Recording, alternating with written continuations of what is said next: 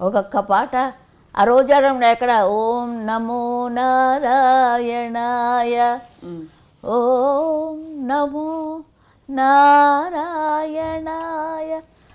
ఓం నమో నారాయణాయ.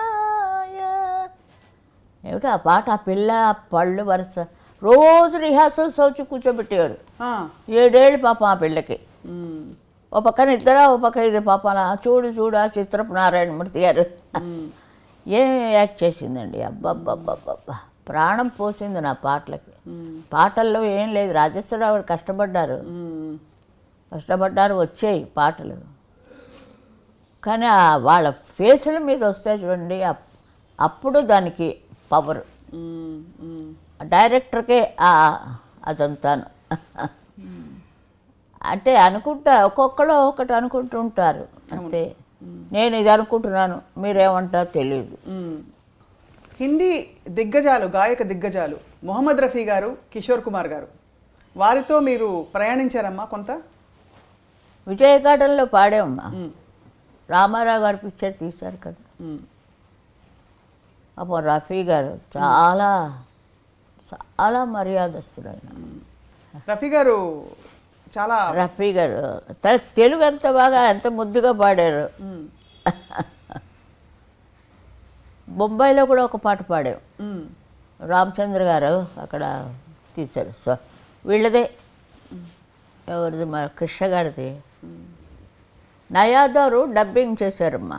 అప్పుడు నేను సౌందరరాజన్ గారు వెళ్ళాం బాంబే.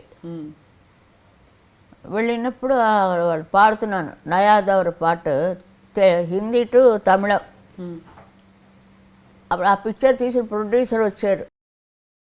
ఆవిడకి హిందీ వస్తే చెప్పండి, నేను ఇప్పుడే సైన్ చేయించేస్తాను. నాకు అయ్యో నాకు వద్దండి, నాకు అక్కడ బోల్డంత పని ఉంది మెడ్రాస్లో. కానీ ఎందుకు పాడలేదమ్మా హిందీలో మీరు? అంటే ఇష్టపడలేదా? లతాజీ మీ మానసిక గురువు ఉన్నారని మీరు ఇష్టపడలేదా?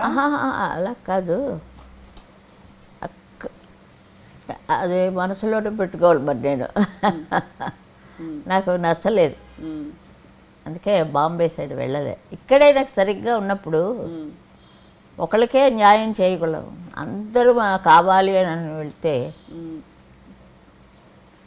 లతా పర్మిషన్ తీసుకొని లక్ష్మీకాంత్ ప్యారెల్లాలు నా చేత బచ్మన్ పిక్చర్ అందులో పాడించాడు. బొంబాయిలోనే పాడాను లతా పర్మిషన్ తీసుకొని.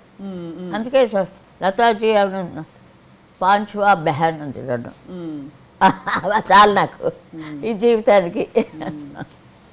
నేను చాలా లైక్ చేస్తాను ఆవిడని. చిన్నప్పటి నుంచి అదే ఆవిడ పాటలు విని ఈ అప్ అండ్ డౌన్స్ చేయడం, పెద్ద చిడు పాటలు పాడుతుండేదాన్ని. నాగేశ్వరరావు గారితో మొహై భూల్ గయి సామరియా పాడాను. అది ఏడుస్తూ వచ్చారు నా దగ్గరికి. అమ్మ పాడండి మాది. అదే మగాడు గొంతుకులా ఉంది, పాడలేకపోతున్నాను. మొహే భూల్ గయే సావరియా భూల్ గయే సావరియా.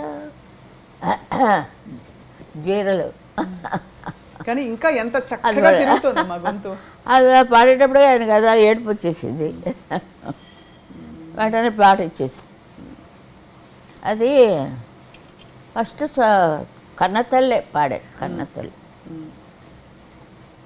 పద్యం పాడించారు. అవును, తెలుసు కదా. ముందు పద్యం. అందుకే విష్ణుమూర్తి వచ్చి ఇన్నేళ్ళు ఉంచాడు నన్ను. అప్పుడు పాడావు కదా నువ్వు అని. కన్నతల్లిలో విష్ణుమూర్తి కదా మాత్రం గొంతుగా ఆయన బాగు చేసుకుంటున్నాడు. గొంతుకి ఏం అవ్వలేదు, అదొక్కటే. ఆకారం ఉంటాను కానీ మిగతావి ఏమీ లేవు.